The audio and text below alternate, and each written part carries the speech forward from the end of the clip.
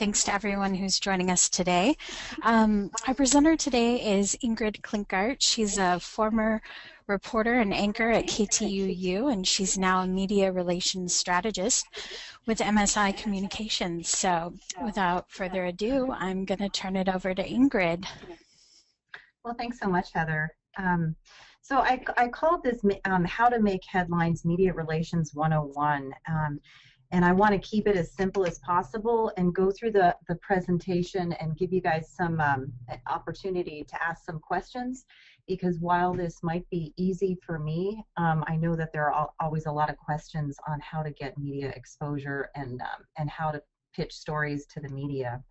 So anyways, let's go ahead and get started here. And if we can just save our questions till the end, I only have about a dozen slides or so, so it shouldn't take too long, and then we can have more of a conversation.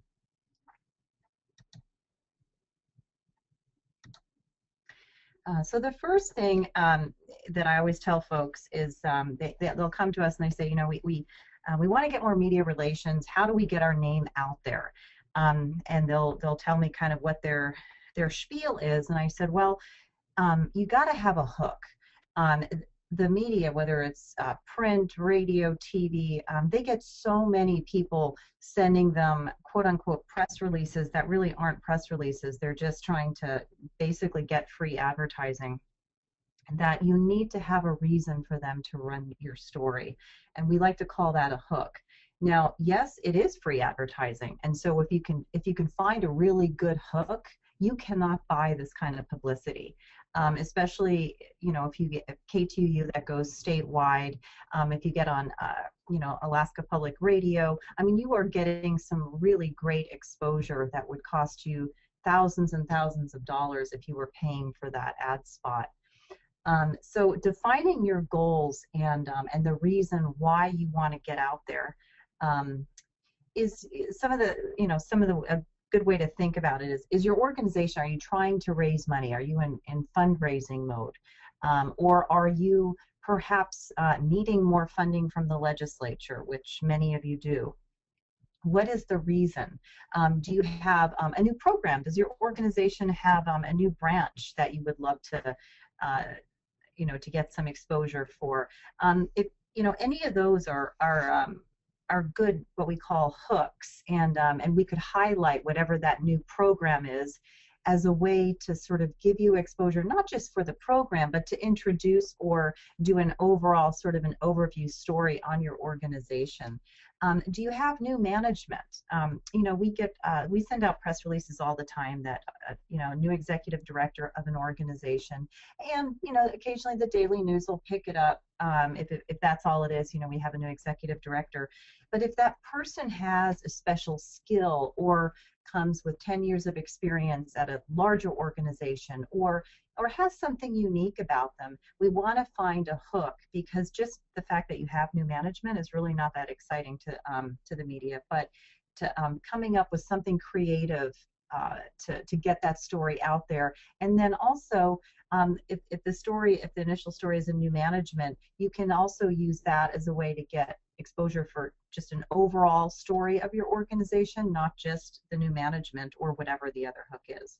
Another thing that's I find works really, really well with nonprofits, a lot of you guys host special events, whether it's an open house or food drive or whatever, that sort of thing. And tying your story to an event is a really, really good way to get media exposure. Always know your audience. That's just sort of marketing 101, right? But the same really does apply for media relations. Who are you trying to reach? Is it a statewide story? Are you focused mainly on the Anchorage area, Fairbanks, Juneau? And also, you know, what publications is your audience reading or watching? And some stories are better for TV, some stories are better for print. And a lot of times, if it's a real visual story, obviously, going to TV is going to work better to tell your story and get that word out than, say, going to a print reporter. Designate a spokesperson. The spokesperson and the media relations person of your organization are not always the same person, but I know a lot of the groups, the recipients of Pick.Click.Give are pretty small, and so a lot of times that is the same person. But whoever that is, making sure that that person is really involved in framing the message before they give the interview. They need to know the ins and outs of the organization, and also what the objective of what is the goal of the story. So really the person who goes in front of the camera really needs to, and we'll get down later in the slideshow here, needs to be prepared and know the ins and outs of what the reporter is going to ask, and that will really help. As far as message development goes, this is a really great tool here that you can see. It's called a message box, and we use this in not just media relations, but all kinds of different marketing communications plans, actually. Keeping it simple. If you develop this message box, you start here with your core message. What is the overall message that you want to send to your organization, or from your organization rather? And then you'll have we actually print this off and give these to clients all the time, and that is coming up with supporting messages so that you can pivot back to, if a reporter asks you a question, you always want to go back to your core message, and then having some options to choose from. But developing that core message is really, really important. The message should support the core values and the mission statement of the organization. So, you know, that's something that you can work on within your organization, but this is, I think, a really useful tool in coming up with the core message for your organization, and ultimately what you want the media, you know, to send home, what you want your viewers at home to take away from the story. How to pitch your story. Timely media relations is really key, and that is it's a pretty simple formula, and that is bottom line, any more newsrooms across the country, and you know, I know we're just talking primarily Alaska, but across the country have smaller and smaller budgets. So the more you can do to, you know, for the reporter, for the assignment editor, the more likely they're going to pick up your story. So knowing when their deadlines are, you wouldn't want to send out a press release at, you know, 4 in the afternoon if you want it on the evening news, or even after 12 o'clock, because by, say, 11 o'clock, all the stories are already assigned to reporters. So, you know, you might get in the following day, but more than likely you're going to get passed up because the following day it's old news at that point. So if you can get your press release or your media advisory, if you don't have a formal press release to send out, just making a phone call and saying, hey, you know what, I think this is a great story and here's why. Doing that between, say, 9 and 10 in the morning is really key. I know if we've waited till even 11 noon, sometimes it's, you know, it's pretty unlikely that we're going to get in because they've already filled up their newscast or their story list for that day. As far as a press release, it's pretty basic, you know, that what you need to include. I go back to Journalism 101, who, what, where, when, why, and how. To include in that press release a quote from the organization's leader, you know, basically your mission statement, like we just talked about, and or a beneficiary of the program, which really personalizes the story, is always a really good thing to put in your press release as well. So, and I'll show you here in just a second. We did a story a couple of months ago that we pitched for Pick.Click.Give, and after the PFD amounts were announced about a month later, we did a story. Well, I shouldn't say we did a story. We pitched a story on when the PFDs were going to be dropping into the accounts, or when the checks were going to be mailed out to the Pick.Click.Give recipients. So we were able to do 2 stories. We sort of got additional exposure, and what we did was we provided an organization, and it was the Alaska Center for the Blind and Visually Impaired. We set up the story with the program development person there, and then they found a client who was willing to talk on camera. So we were able to personalize that story. We did all that work for the media, and they just showed up.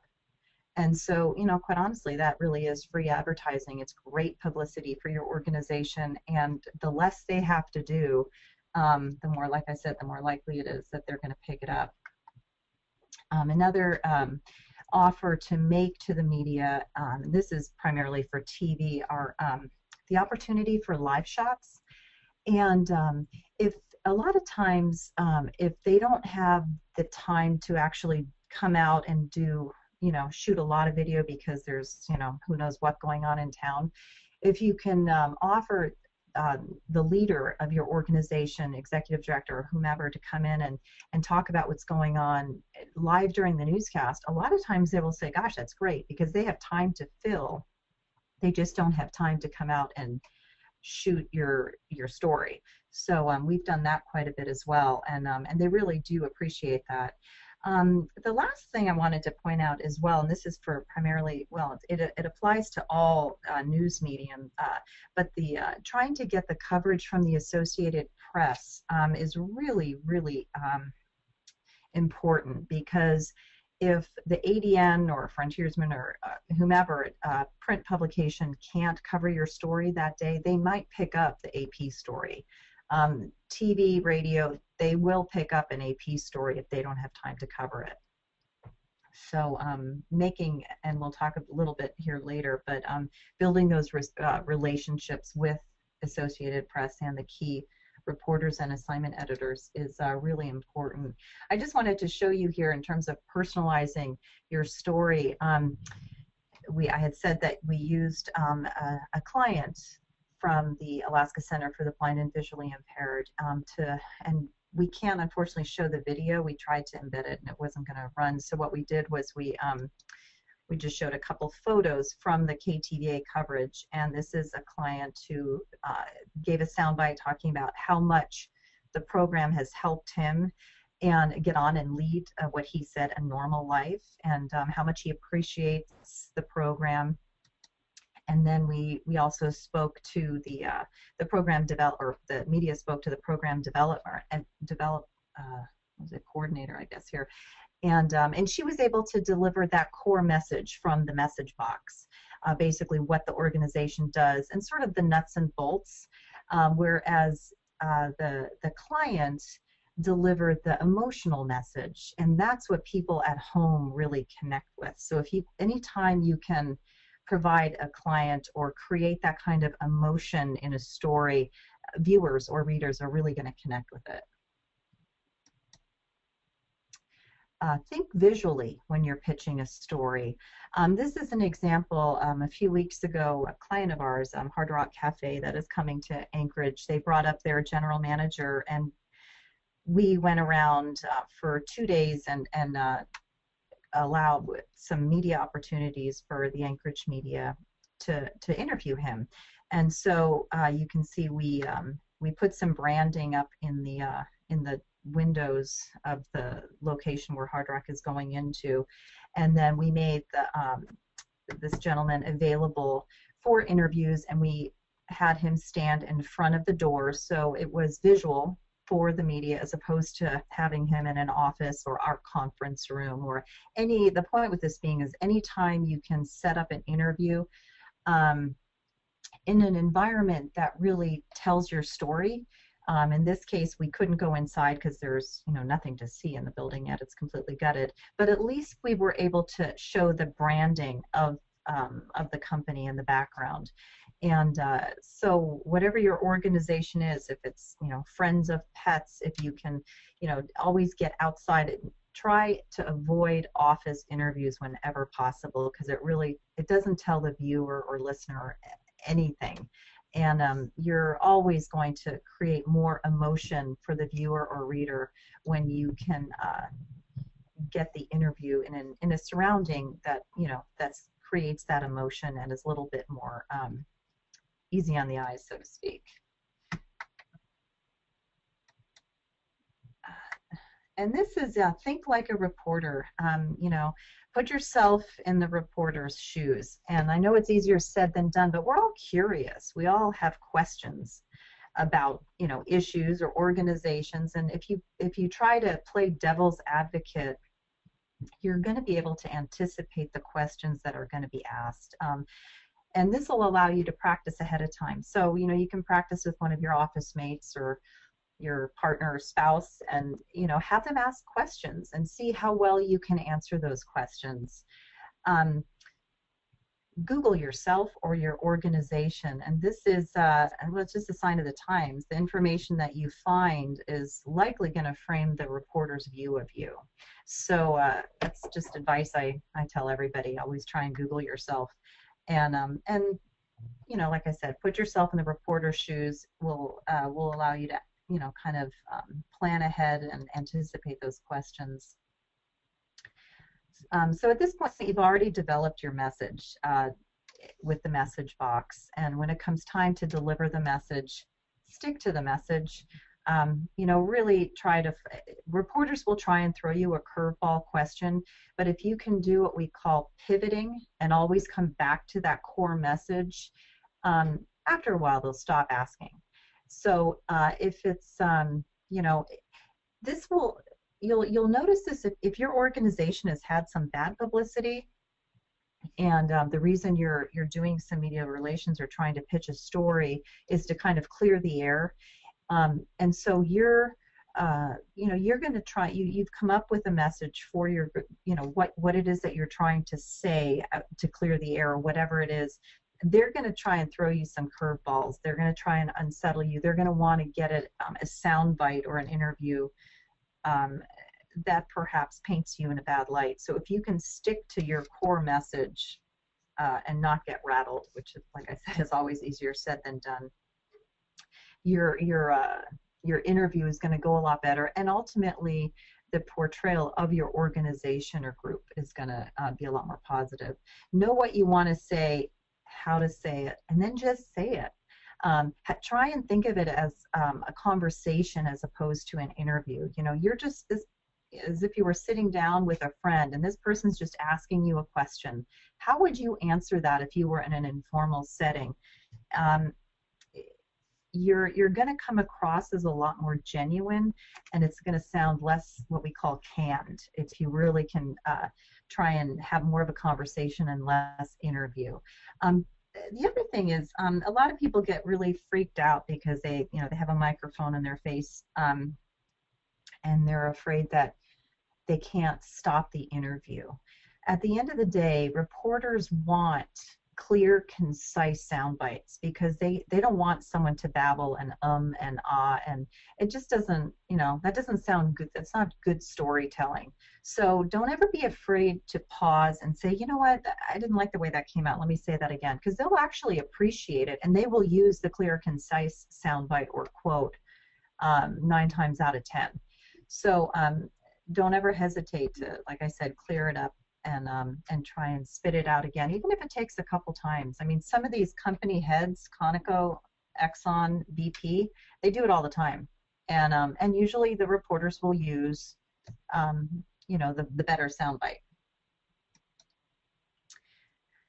Critique yourself. Watch your story, read your story, listen to it, whatever medium it happens to be in, or all three. Which is always great, and learn from your mistakes. I mean, we're always our worst critic, but also, how did you perform? What was good about it? What did you like? What would you do differently? And was it accurate? That's the other, big thing was the information that the reporter gave, was it accurate? If it was not accurate, don't ever hesitate to call the reporter, because they will run a retraction. The last thing they want is inaccurate information out there, and so they'll either run a retraction or give you perhaps the opportunity and make yourself available to do another interview. When you're preparing to do the interview, and this is something that you'll notice when you're critiquing yourself, you may look out of place. Part of it and this is, I didn't really get into it because it's such a short presentation, but is dressing the part. Don't feel like you need to get dressed up. If your organization is Beans Cafe, you don't want to be doing an interview in a suit. Or if you're, friends of pets, just dress like you normally would going to work, because you'll just look out of place, and that would be something that you would catch when you're, viewing yourself, or seeing your photo in the paper. You'd say, oh God, it just doesn't really go with what, the message that I was trying to portray. So, yeah, don't hesitate to call the reporter afterwards. And all reporters really like feedback, and email call, and whether it's good or bad, if you agree with them or not, they really do appreciate feedback. Maintain media contacts, and this should be at actually the beginning of the presentation and the end, this is key. Good media relationships are the key to future coverage. Once, if you've never done an interview before, you do an interview and then call that reporter back in a couple weeks and say, you know what, thanks for the coverage, you did a great job, or you didn't do a great job, in which case I'm sure you would have contacted them earlier, but I have some other story ideas that you might be interested in the future. And just developing those, that rapport, they're going to get called a lot, and if you can stand out and if they remember your name, your organization is much more likely to get coverage and good media exposure than if you're just calling and they had no idea who it was. So just maintaining those contacts is key, not just with the reporters, but with the assignment editors, because at the end of the day, it's the assignment editors who make the decision as to what's going to be covered that day and the content for that newscast or paper or website or whomever it is. So without further ado, I'd like to open it up for questions. Ingrid, I'm going to toss one in here while we're waiting for people to type their questions. Do you think there's still a place for press releases? Are they? Do reporters still pay attention to a press release? Yeah, definitely. You don't need a press release for everything, though. A lot of times sending out what I call a media advisory, which is just a quick email with a few bullets that have some, some factoids, as we like to call them, right? There's some information as to who, what, when, where, why is going on, or what, what your story is. But if you've got, like, say the number of donors to Pick.Click.Give is at a record high, which it was this year, for example, right? That was press release worthy. Everybody picked that up. I mean, that's a big deal, right? And of course, it's a big deal because everybody cares about their permanent fund, which was not so much this year. Yet at the same time, the number of donations, or the amount of donations, was at a record. So that was newsworthy. So deciding how big, or the story is, how much time you want to invest in it. But quite honestly, if you don't have a lot of experience writing a press release and you don't feel confident, maybe contacting someone who is confident and has those skills. But otherwise, just calling assignment editors or sending an advisory that, hey, this is coming up, put it in your calendar. We have a rally coming up, or we have an event, a fundraiser, and that is going to be really visual coming up. They'll cover it that way as well. It doesn't have to be a formal press release.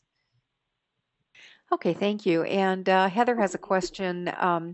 Pitchings, or first, any suggestions about how to develop your hook? Like, do you look to current events, or what other stories are in the news? What would be some examples of hooks?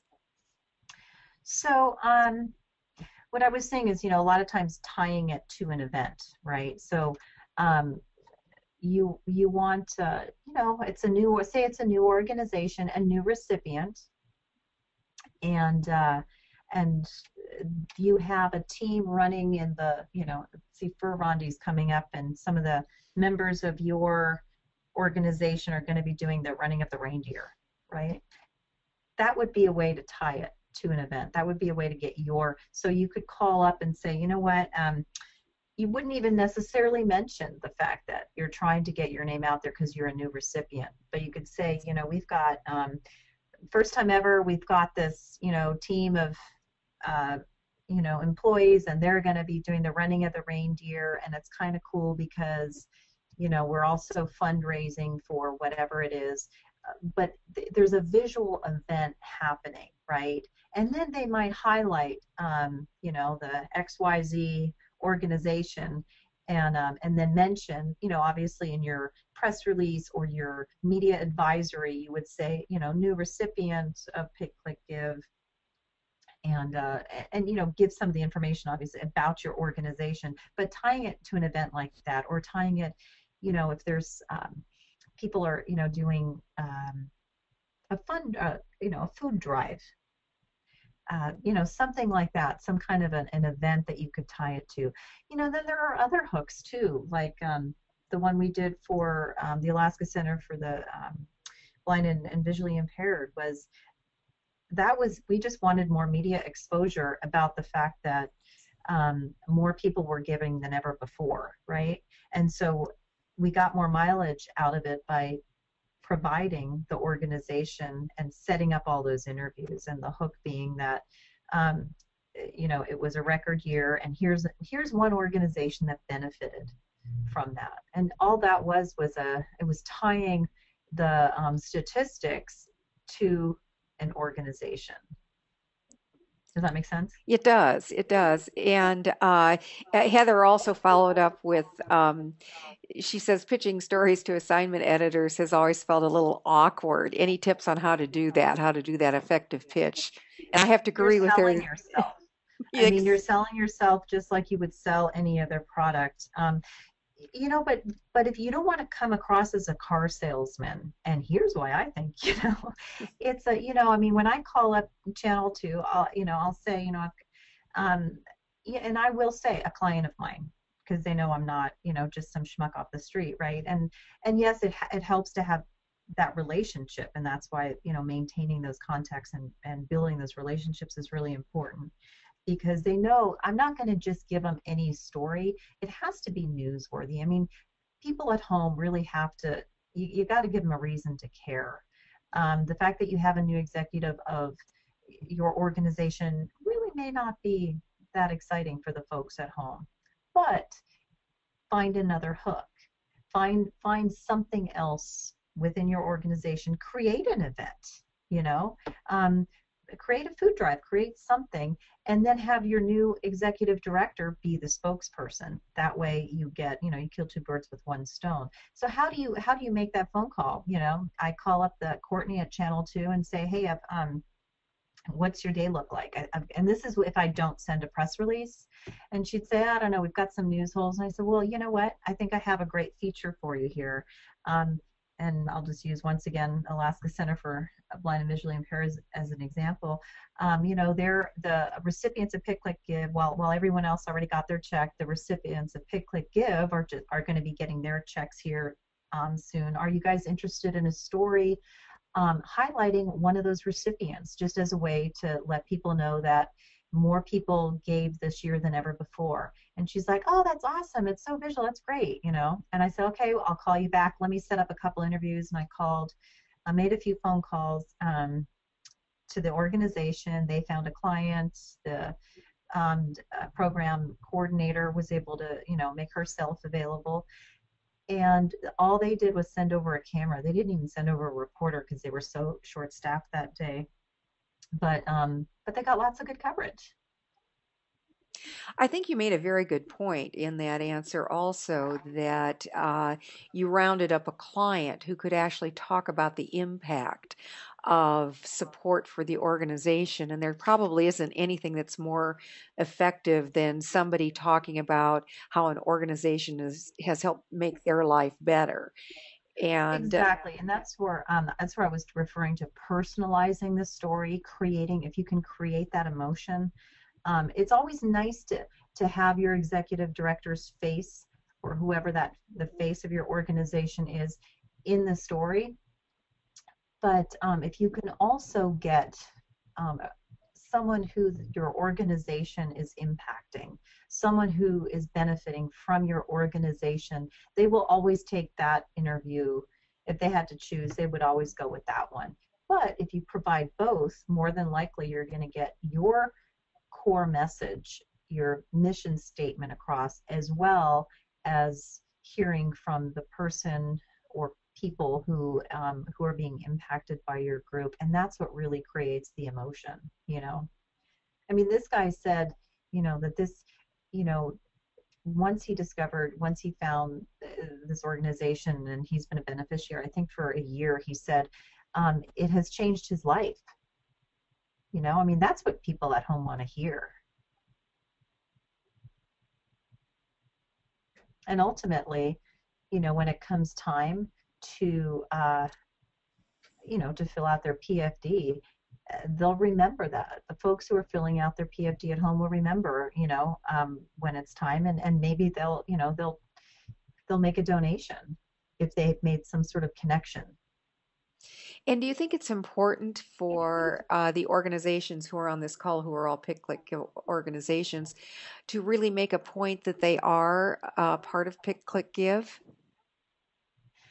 Not necessarily, but I think it certainly helps them in terms of fundraising, for sure. You know, I think that's an interesting fact. It's not necessarily the headline of every story, though. I mean, they can't run a, you know, 300 stories about Pick.Click.Give recipients. You want to highlight, you know, I mean, there's so many different events that the various organizations have throughout the year that are media opportunities, right? And so being Pick.Click.Give is a huge part of that, and that's, you know, where a large, you know, a lot of their funding comes from. But at the end of the day, there are other things that are going on throughout the year, food drives and fundraisers, you know, fun events that are visual. Those, you know, may not have Pick.Click.Give in the body of the press release necessarily. It's, you know, it's certainly worth a mention, though. And it depends on the time of year also.